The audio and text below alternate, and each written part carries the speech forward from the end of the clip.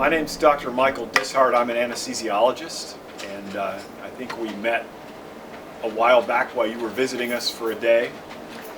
Some of the things you were hoping to hear from me, including what my daily duties entail as an anesthesiologist.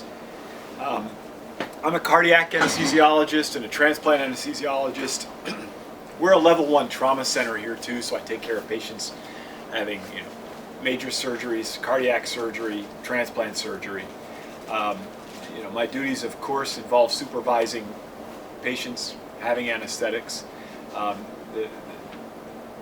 As a physician here at Allegheny General, I supervise more than one operation at a time, and I have nurses and then also doctors in training that I supervise. So I circulate between 2, 3, and very rarely 4 different operating rooms and take care of patients while there are people taking care of them hands-on during their anesthesia.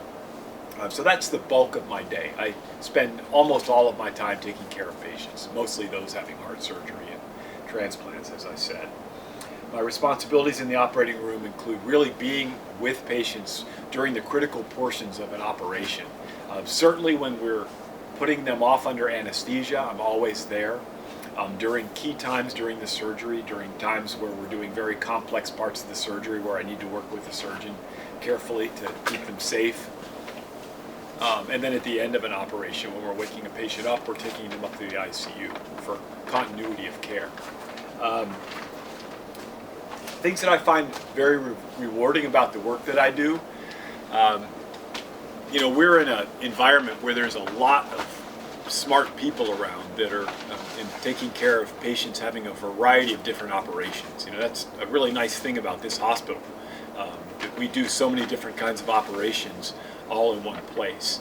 And as an anesthesiologist, I get to see patients having a variety of different things: neurosurgery, transplant surgery, cardiac surgery, trauma cases, joint replacements, gallbladder surgeries, you can name it, from the whole gamut. And so I really enjoy that, being around all the different kinds of surgeons and physician's assistants and nurses and the whole environment here. So it's a very rewarding thing to be able to do that. Some general questions, or some questions you've asked about what education requirements I have to do what I do, and the educational requirements for an anesthesiologist. First of all, to be an anesthesiologist, one goes to medical school and becomes a physician, in the same way that someone would go to medical school to be a surgeon or an internist or another kind of physician. So that involves, of course, a 4-year college degree in most cases, followed by medical school for 4 years. After that, then the residency training occurs, which is, for an anesthesiologist, is 4 years in total. Personally, if you're interested, I went to college at a place called Rice University in Houston, Texas, and medical school at Emory University in Atlanta, Georgia. So traveled around the country a bit for training, and then came here to Pittsburgh because I had family connections here, and I've been here ever since. That's probably a pretty common story for Pittsburghers, as you know. People who have family connections come here. For people who are in high school or around that time in life and are interested in pursuing a career in medicine in general, anesthesiology perhaps in particular, the kinds of classes and activities, you asked a question about that. I think that, of course, everyone knows that you need to have a good background in sciences, background in chemistry, background in biology, probably physics and math as general prerequisites for medical school. But I think in the end, the advice I give to people is to study what you like. Study what you like and be well-rounded.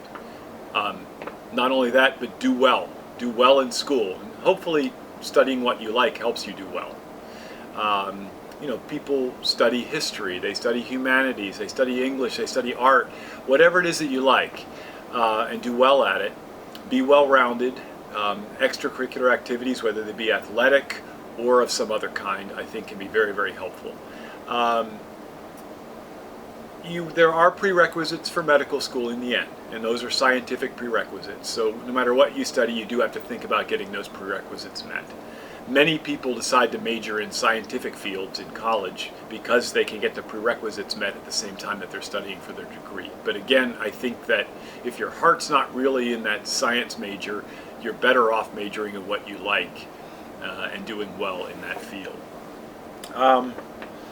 What is a piece of advice to give to myself as a freshman in college? Well, thinking back to those days, I think having balance in life is important at all levels, at all phases of life. But you've got to keep your goals in mind every day. Every day, think about where you want to see yourself after college and where you want to see yourself in 10 years or 20 years. And hopefully that'll help you get through each day, the studies that you want to undertake, and at the same time keeping yourself balanced, but not getting away from your long-term goals. I think it's fair to say that virtually anybody who wants to go into the field of medicine or the field of anesthesia in particular can do that if they set their mind to it, and you just have to keep your commitment day after day after day, and you can do it. Last question that you asked, which I think is very interesting, is what is one common misconception about modern medicine or surgery? There's a lot of high-tech stuff out there, and perhaps a common misconception might be that everything is high-tech. But what we really do, it's still a very human endeavor, and it still relies on people working together and communicating with each other.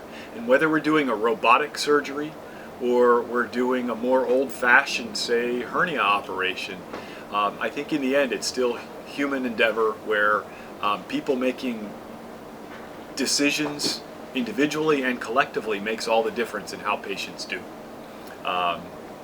There's a lot of work we do on computers these days. In fact, you may have heard we've just switched to a computerized medical record here at Allegheny General Hospital. But in the end, it's not the computer or the robot that takes care of the patient. It's really the people and the decisions that they make. So that element of healthcare hasn't changed. Anything in particular you wanted to ask me? Oh, that was really good. Thank you. I made it all up. Yeah.